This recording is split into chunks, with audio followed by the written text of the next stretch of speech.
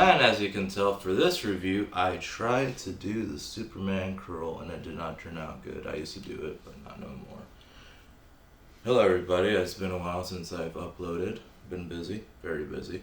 But today I want to talk about possibly the biggest movie of the summer, Superman, from 2025. Look, I kind of wish they kept the original title of Superman Legacy. So we're not going to have a Halloween situation where there's three of them. There's Halloween 2028, Halloween Rob Zombie, and then Halloween 2018.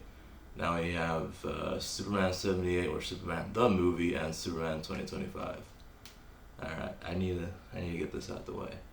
Never ever in my life would I have thought that Michael Ian Black, this guy, Yeah, I'm a very staunch gun control advocate, so if we're gonna do this, I'd rather just use my hands to kill the turkey, like the... was going to be in a Superman movie. So, what is the plot of Superman? Now, the first synopsis we ever got back maybe a year and a half ago, maybe 2 years ago, was that the movie is about Superman facing his Kryptonian and earthly origins and trying to be good in a world that makes goodness look old-fashioned.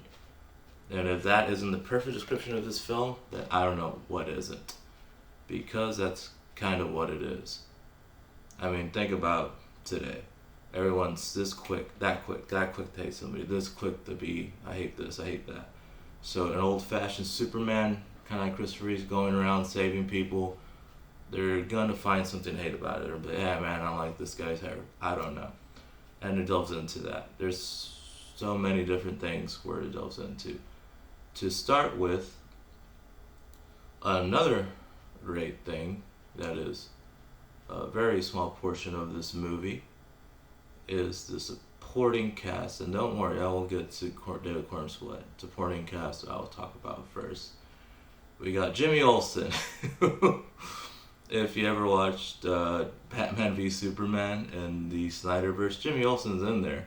He's in there. He just gets executed in this first appearance. Here, he is played by Skylar Gimso from The Righteous Gemstones. You've ever seen that, and the film Vacation.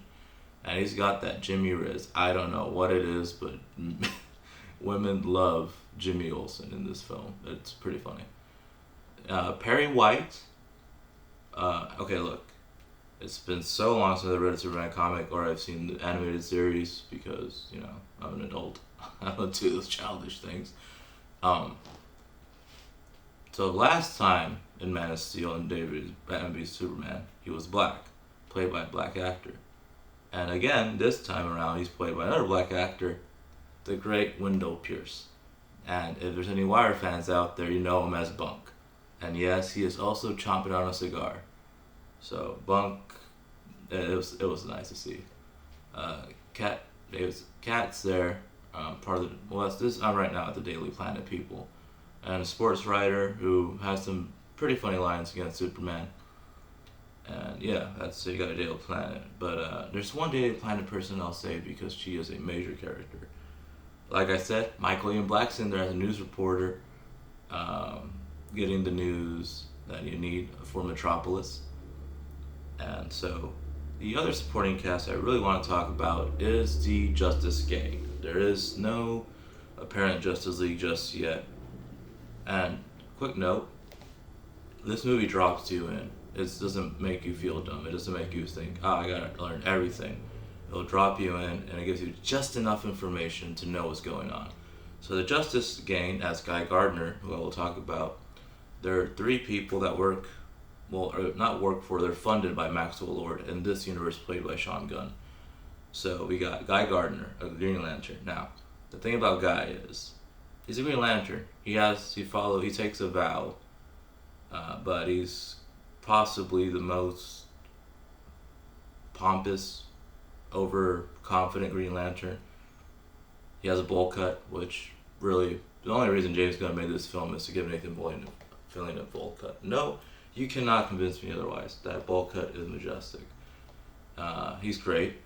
He has some of the best line deliveries. Nathan Fillion plays him just such a jerk ass that it's fun. Not to the point where he's unlikable, but you can kind of see why people would be annoyed by him. Hawk Girl, is also in the film, played by Isabella Mercy. I've not seen her in much. I believe she's been in some smaller, like not smaller films, just I haven't seen her in that many things. She has possibly the smallest role out of the entire Justice game, but she still has some really cool sequences. And possibly my favorite, other than Guy Gardner, of the supporting superheroes is Mr. Terrific. Now, this actor, Eddie Garzardi, was also in one superhero movie that he didn't last very long in, which was X-Men First Class. But here he plays Mr. Terrific. If you don't know what Mr. Terrific is, he is not super powered, he's super smart. He has a levitating device. He can sit on a chair that levitates. He has what he calls terrific spears, which people call balls, but circles, mind you, that are able to do things for him, make force fields. So he's basically a very smart man who is be able to make things out of nothing. And the villains, who are also their smaller supporting villains, are the Engineer, who, I don't know, if you don't know much about comics, Engineer, she has a very brief explanation. She can make anything she wants out of her mind, but she's able to make it out of her own body. And then you have Ultraman, who I won't get too much later, because a huge spoiler. And now, we have to talk about our main cast.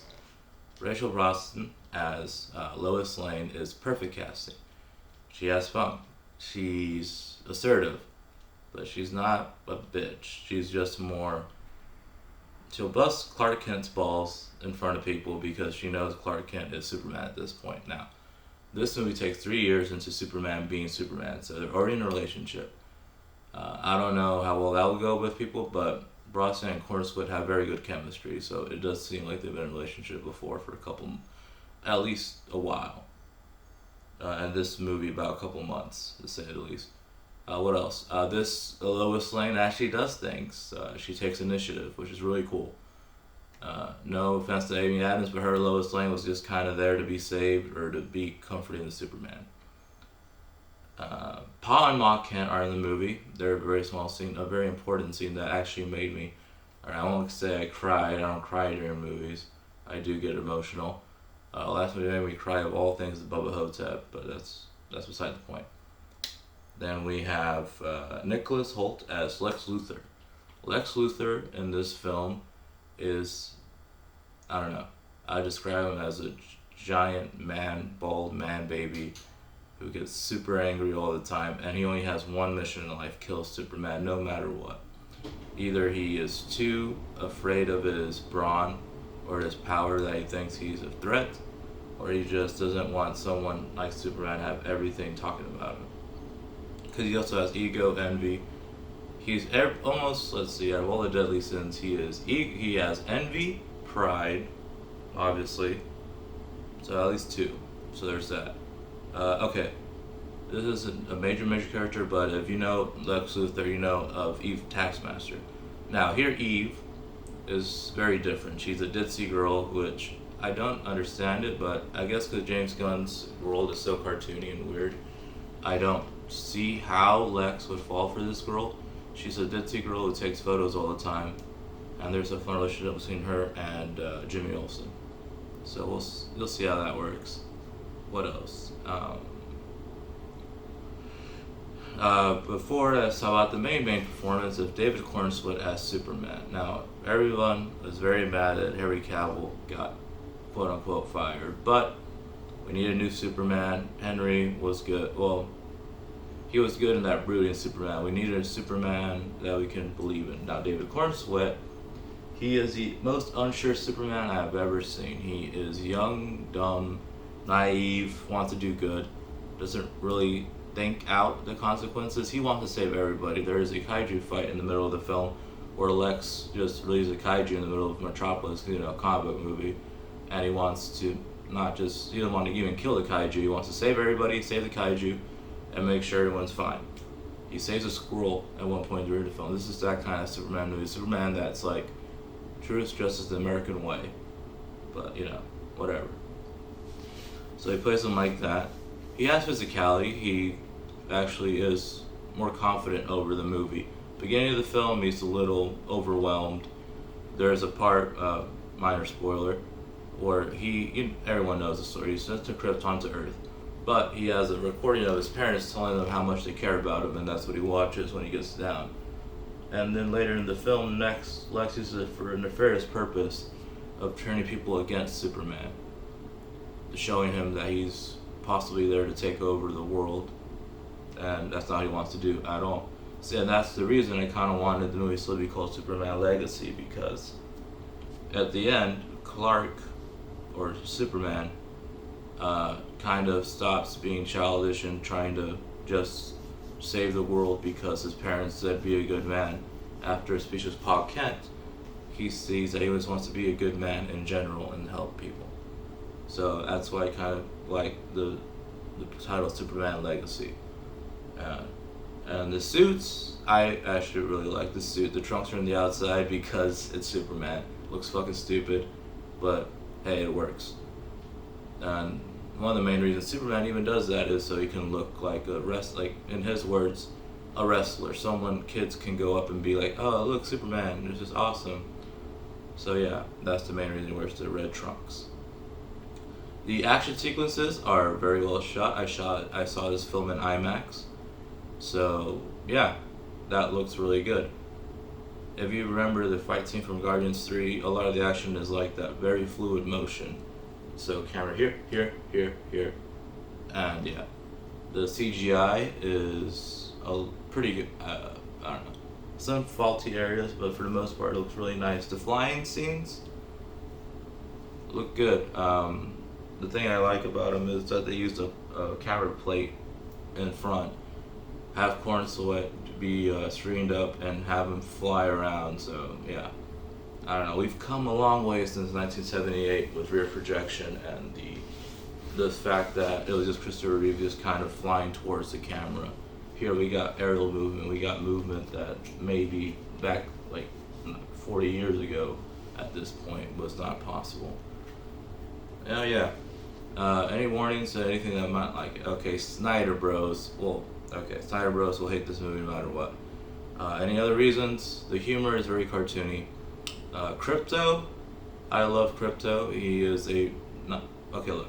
The dog is that dog you brought home from the pound or forever. That puppy that will destroy everything. Krypto is like that except super powered. So watch out for that guy. If you don't really care for gee golly Superman, the Superman from the 80s, 70s, then this might not be for you. If you want brooding Superman and theological discussions about what if a god, literal god from space came to Earth, this is a little different than that.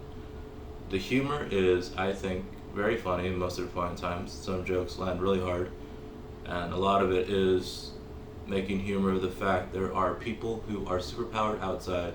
Guy Gardner's quips, and Krypto literally being a dog that will,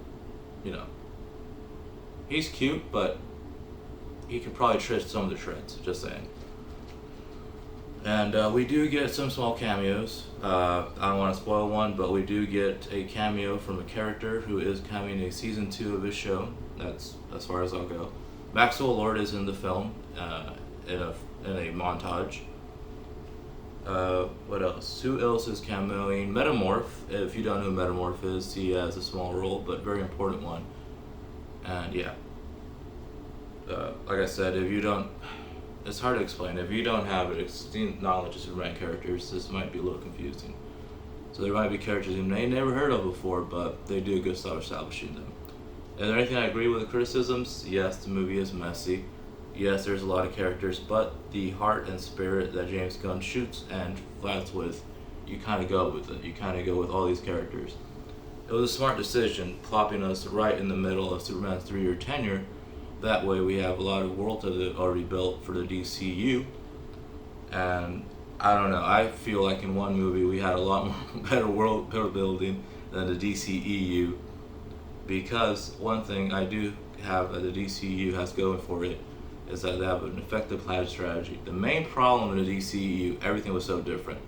We had one year Shazam, then we had Aquaman, we had that brooding Batman v Superman that was so dark and grim, and then a year after, like months later, we had Suicide Squad, which was either cut the shit or no one knew what they wanted from it tone wise. Here, he had one plan, one script, ready to go. So that's really all I really have to say, other than that Michael Ian Black's in it, which is great. Cornswood does a nice job. So if I were to say something, I highly recommend to see the movie. If you have any reservations about it, go check it out. If you don't like it, it's probably not made for you. It's made for the people who wanted a more go-lucky Superman, and yeah, who knows? Maybe there's a movie down the DCU pipeline that you might like. There's the Clayface movie coming out. It's a horror film.